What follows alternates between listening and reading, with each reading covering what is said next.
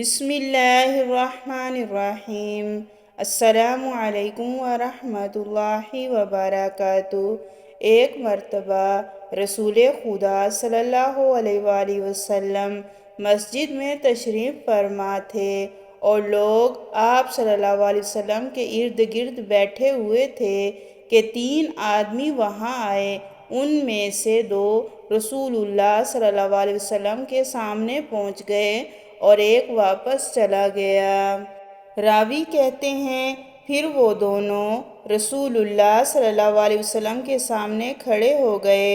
اس کے بعد ان میں سے ایک نے جب مجلس میں ایک جگہ کچھ گنجائش دیکھی تو وہاں بیٹھ گیا اور دوسرا اہل مجلس کے پیچھے بیٹھ گیا اور تیسرا جو تھا وہ لوٹ گیا۔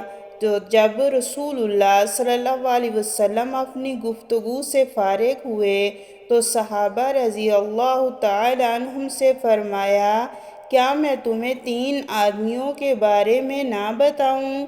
تو سنو۔ ان میں سے ایک نے اللہ سے پناہ چاہی، اللہ نے اسے پناہ دی، اور دوسرے کو شرم آئی تو اللہ بھی اس سے شرمایا کہ اسے بھی بخش دیا، اور تیسرے شخص نے منہ موڑا تو اللہ نے بھی اس سے منہ موڑ لیا۔ صحیح مسلم حدیث نمبر 66۔